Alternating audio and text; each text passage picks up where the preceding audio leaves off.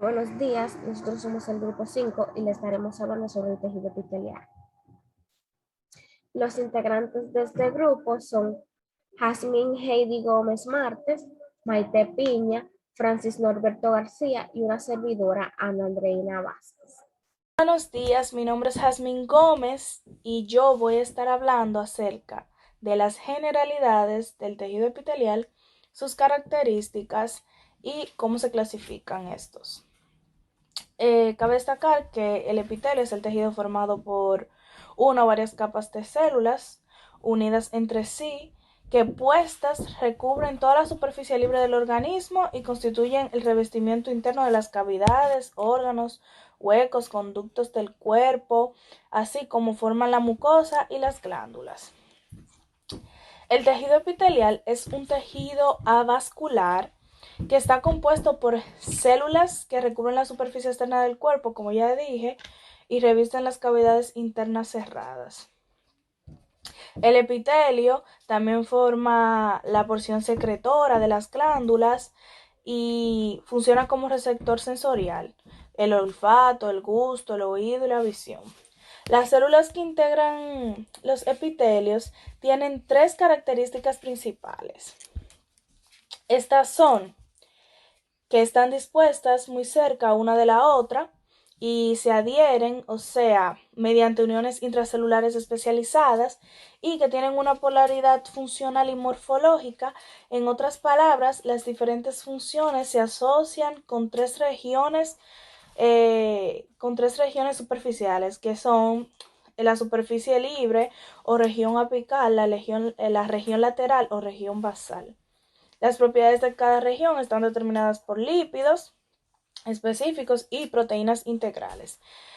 Su superficie basal se apoya en una membrana basal subyacente, la cual es rica en proteínas y polisacáridos y detectable con un microscopio óptico mediante el uso de técnicas histoquímicas. En algunos sitios las células se agrupan estrechamente entre sí y carecen de una superficie libre, aunque la estrecha relación o la estrecha cercanía de estas células y la presencia de una membrana basal permiten clasificarlas como epitelio. Eh, la organización epiteloide es típica en la mayoría de las glándulas endocrinas, como las células intersticiales de Leydig de los testículos, la de los ovarios, del páncreas, de la glándula suprarrenal, glándula hipófisis y del timo. El tejido epitelial crea una barrera subyacente selectiva entre el medio extremo del tejido conjuntivo subyacente. Ahora vamos a hablar de los tipos de epitelio, o sea, cómo se clasifican estos. Eh, la clasificación tradicional de los epitelios es descriptiva y tiene su fundamento en dos factores. La cantidad de estratos que éste tenga, o sea, si éste tiene un solo estrato, una sola fila, es simple, un epitelio simple, y si tiene más de un estrato, es estratificado. Las células individuales que componen el epitelio pueden ser planas o escamosas. Estas son las que su anchura es más prominente que la altura. También la cúbica, donde la anchura, la profundidad y la altura es igual o similar. Y las cilíndricas, que es cuando la célula es más alta que ancha.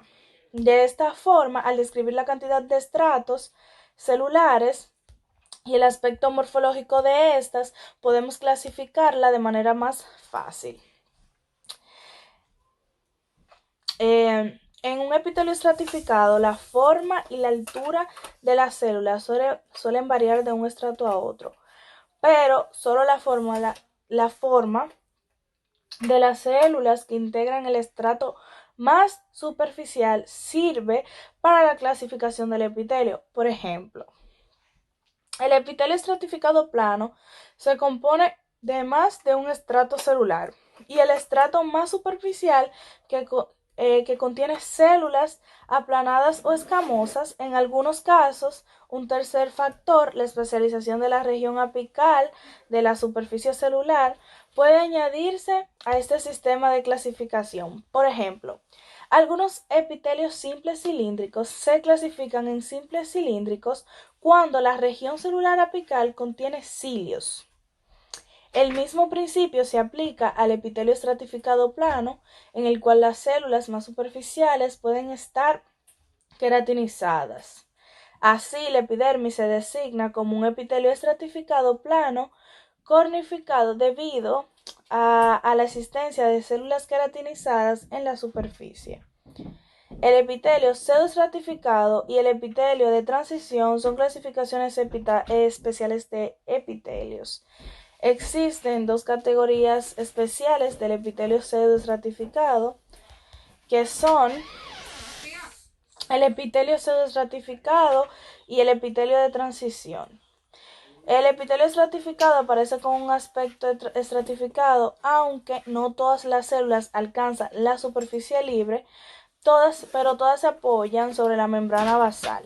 Por consiguiente, en realidad es un epitelio simple. La distribución del epitelio pseudoestratificado en el organismo es limitada. Y el epitelio de transición o urotelio es un término aplicado al epitelio que reviste las vías urinarias inferiores y se extiende desde los cálices menores del riñón hasta el segmento proximal de la uretra. El urotelio es un epitelio estratificado con características morfológicas específicas que le permite distenderse y volver a su tamaño regular. El endotelio y el mesotelio son epitelios simples planos que tapizan el sistema vascular y las cavidades corporales respectivamente. En ciertos sitios los epitelios reciben nombres específicos, como por ejemplo el endotelio, que es el epitelio que recubre los vasos sanguíneos, el endocardio, que es el epitelio que tapiza los ventrículos y aurículas del corazón, y el mesotelio, que es el epitelio que tapiza las paredes y el contenido de las cavidades cerradas del cuerpo, cavidad abdominal, pericárdica y pleural. Tanto el endotelio y el endocardio como el mesocardio son casi siempre epitelios simples planos, con excepción de las venas postcapilares de ciertos tejidos linfáticos en las cuales el endotelio es cúbico. En esas vénulas se le conoce como vénulas de endotelio. Las diversas funciones epiteliales pueden comprobarse en los diferentes órganos del cuerpo. Un epitelio puede tener más de una función según la actividad del tipo celulares que contenga. La secreción, como en el tipo de epitelio cilíndrico del estómago y las glándulas gástricas. La absorción, como en el epitelio cilíndrico de los intestinos y los túbulos contorneados proximales del riñón. Transporte, como en el transporte de materiales o células sobre la superficie de un epitelio por el movimiento ciliar. Protección mecánica, como en el epitelio estratificado plano de la piel y el epitelio de transición de la vejiga urinaria. Y la función receptora para recibir y traducir estímulos externos, como en los corpúsculos gustativos de la lengua, el epitelio olfatorio de la mucosa nasal y la retina del ojo. Los epitelios que intervienen en la secreción o absorción son generalmente simples y en unos pocos casos pseudoestratificados. La altura de las células con frecuencia es un reflejo del grado de la actividad secretora de estas, y los epitelios simples planos son compatibles con un ritmo acelerado del transporte epitelial. Y eso fue todo de mi parte. Muy buenos días, mi nombre es Ana Andreina Vázquez y le voy a estar hablando sobre la polaridad celular. Polaridad se refiere a la existencia de regiones diferentes en la célula, es decir, no toda la membrana plasmática contiene el mismo componente.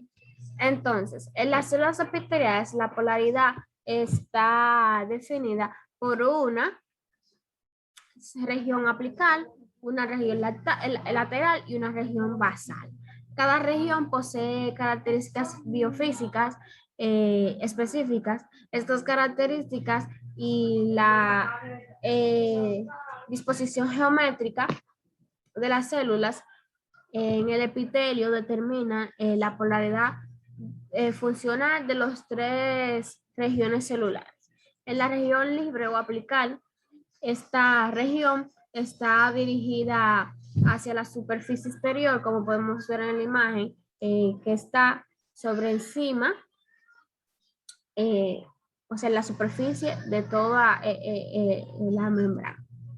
Entonces, la región lateral se encuentra, se encuentra y se comunica con las células adyacentes de la región basal.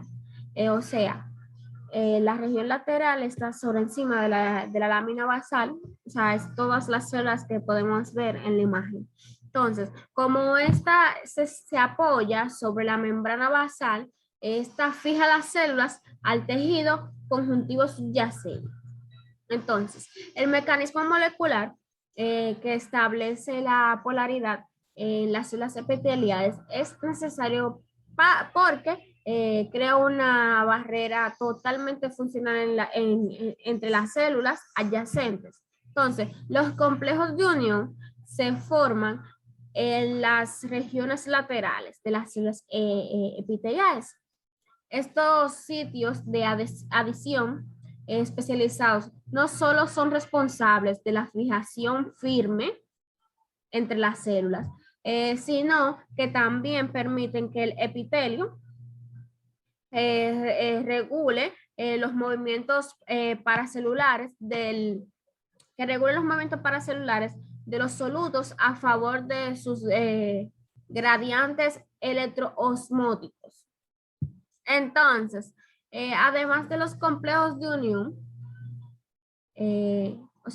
además de los complejos de unión, se separan a la región apical de la membrana plasmática de la región basal, y la región lateral les permite especializarse y reconocer diferentes señales moleculares.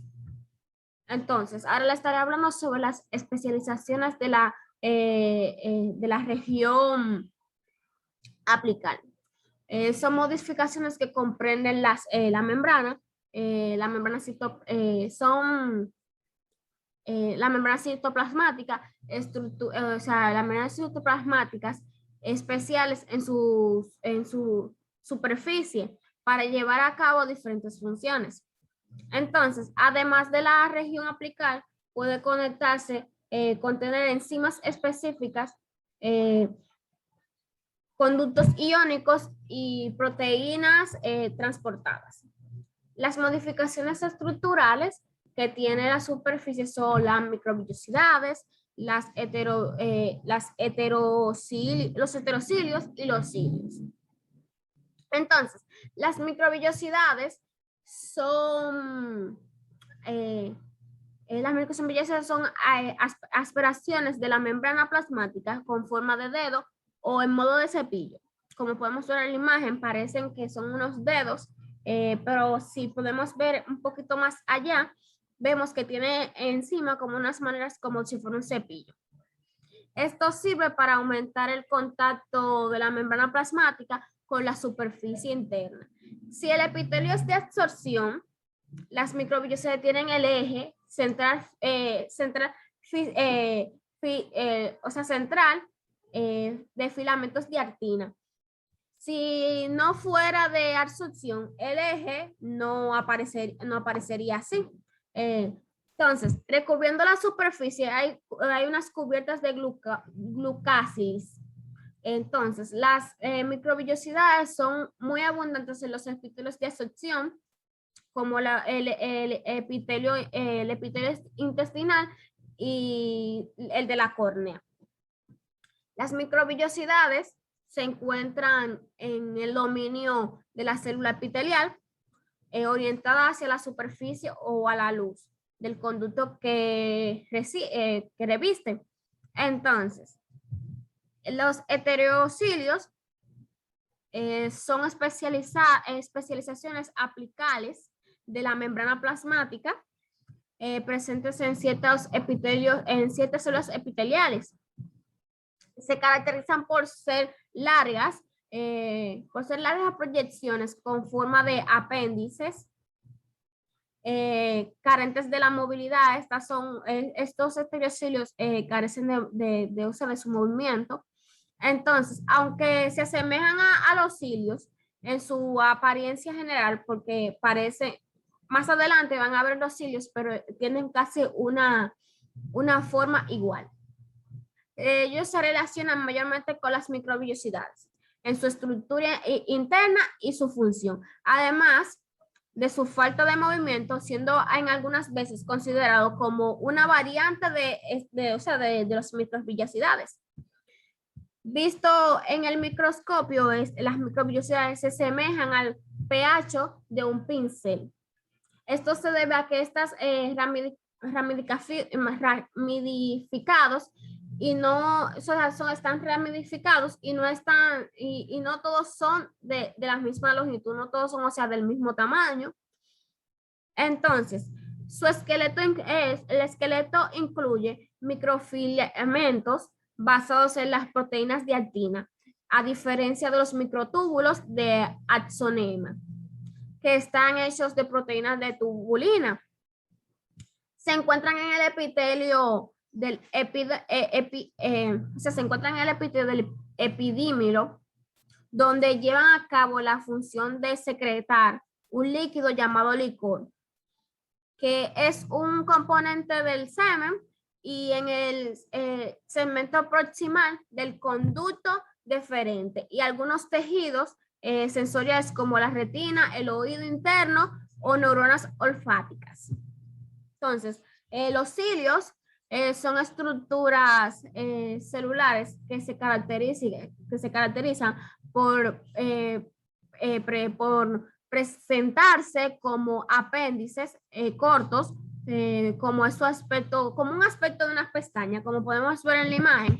Ellos parecen como unas pestañas, entonces, que contienen una estructura central abundante, ordenada, constituida generalmente por más de 600 tipos de proteínas, envolturas por el citol y la membrana plasmática. Entonces, en algunas de las funciones de los cilios es mover el fluido sobre la superficie de la célula. Entonces, el movimiento ciliar es vital para muchas especies en funciones como el manejo de alimentos, la reproducción, la excreción, la osmorregulación, el movimiento de los fluidos y en los mucos sobre la superficie de las capas de las células epiteliales. Hasta aquí mi parte, los dejo con mis compañeros que van a seguir desarrollando los temas. Región lateral y región basal. La región lateral de las células epiteliales está en estrecho contacto con la región lateral opuesta de la célula vecina. La región celular se caracteriza por la presencia de proteínas únicas. En este caso es las moléculas de adhesión celular. La composición molecular de los lípidos y proteínas que forman la membrana celular lateral difieren significativamente de la composición de aquellos que forman la membrana celular apical. Además, la membrana de superficie celular lateral en algunos epitelios puede formar pliegues, invaginaciones y evaginaciones. Visto con el microscopio óptico, las barras terminales representan sitios de adhesión epiteliales célula-célula. Debido a su ubicación en la porción apical de las células y su configuración similar a una barra, el material teñido visible en el microscopio óptico se denomina barra terminal. Los componentes específicos que constituyen la barrera y su adhesión se denominan, es un conjunto complejo de unión. Existen tres tipos de complejos de unión: unión ocluyente, unión adherente y unión comunicante. Las uniones ocluyentes son impermeables y permiten que las células epiteliales funcionen como barrera. La unión adherente provee estabilidad mecánica a las células epiteliales. Y la unión comunicante, tal como lo dice su nombre, permite la comunicación entre las células adyacentes por difusión de pequeñas moléculas. Estas uniones también son llamadas nexos. Especializaciones de la región basal. La región basal se caracteriza por la membrana basal, las uniones célula matriz extracelular, los pliegues de la membrana celular basal. La membrana basal es una estructura especializada ubicada cerca de la región basal de las células epiteliales. Esta se asignó originalmente a una capa densa amorfa de grosor variable localizadas en las superficies basales del epitelio. Las uniones célula matriz extracelular fijan la célula a la matriz extracelular. Son adhesiones focales. Las principales uniones adherentes son adhesión focales y los hemidesmosomos. La adhesión focal, que fijan los filamentos de la actina al citoesqueleto de la membrana basal. Y los hemidesmosomos, que fijan los filamentos intermedios al citoesqueleto de la membrana basal. Las principales uniones adherentes son adhesión focales, que fijan los filamentos de actina del citoesqueleto. Muy buenos días, mi nombre es Francis Norberto García Marte y hoy le estaré hablando acerca de las glándulas y de las renovaciones de las células epiteliales. Podemos decir que las glándulas son grupos de células que producen y secretan sustancias químicas. Entre las glándulas, normalmente las glándulas se clasifican en dos grupos principales de acuerdo con la manera de que sus productos son liberados. Entre las que tenemos las glándulas exocrinas, que secretan sus productos en una superficie en forma directa o a través de conductos o tubos epiteliales que están conectados a la superficie. También tenemos las glándulas endocrinas, que carecen de sistema de conducto, o sea, no poseen, y secretan su producto en el tejido conjuntivo, desde el cual entran al torrente sanguíneo para alcanzar las células dianas. Los productos de las células endocrinas se le llama hormona. En algunos epitelios, las células individuales secretan una sustancia que no llega al torrente sanguíneo, sino que afectan otras células dentro del mismo epitelio. A esta se le conoce como paracrima. Las células de glándulas exocrinas tienen tres mecanismos básicos de liberación de sus productos de secreción, entre los cuales se encuentran la secreción merocrina, que es el producto de secreción. Este es enviado por la superficie apical de la célula en vesículas limitadas por membrana. Aquí la vesícula se fusiona con la membrana plasmática y vacían su contenido por exocitosis. La secreción apocrina, el producto de secreción, es rodeada por una capa delgada del citoplasma, envuelta por membrana plasmática. Esta se libera en la proporción apical de la célula. Este mecanismo se encuentra en las glándulas mamarias de la lactación, también sucede en las glándulas apocrinas de la piel, en las glándulas ciliares del paralelo y en las glándulas ceriminosas del conducto auditivo externo. La secreción holocrina, el producto se acumula dentro de las células que maduran y al mismo tiempo sufre una muerte celular programada. Este mecanismo se encuentra en las glándulas sebáceas de la piel, en las glándulas tarsales del párpado. Dentro de las glándulas exocrinas se clasifican en unicelulares, que así como su nombre lo indican, son las estructuras más pequeñas del componente secretor. Consisten en las células individuales distribuidas entre las células no secretoras. Un ejemplo de esta podemos decir que es las células caliciformes, que es una célula secretora de moco. Otra subdivisión de las glándulas exocrinas son las glándulas multicelulares. Estas están compuestas por más de una célula y exhiben alto grado de complejidad, así como su nombre lo indica. dentro de la variable de su organización estructural. Esta permite subclasificarlas según la disposición de las células secretoras parenquima y según haya ramificación de los conductos secretores o no lo haya. La renovación de las células epitelial es la capacidad de las células de reproducirse y producir células genéticamente idénticas que sustituyan funcional y fisiológicamente a las células madres originales. La mayoría de las células epiteliales tienen un tiempo de vida finito, menor que el organismo común todo.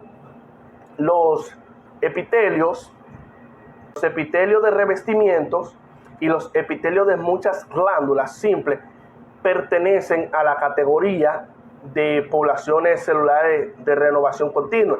La proporción de reemplazo de la célula es de un epitelio en específico. Un ejemplo de esto son las células que revisten la mucosa del intestino delgado, que se renovan de 4 a 6 días en los seres humanos. Las células de reemplazo son producidas por la actividad miótica de las células madres adultas autorrenovables, ubicadas en sitios llamados nichos. De un modo similar, el epitelio estratificado plano de la piel se reemplaza en la mayoría de los sitios en un periodo alrededor de 28 días. Las células de capa basal o germinativa y sufren mitosis para hacer efectiva una renovación celular.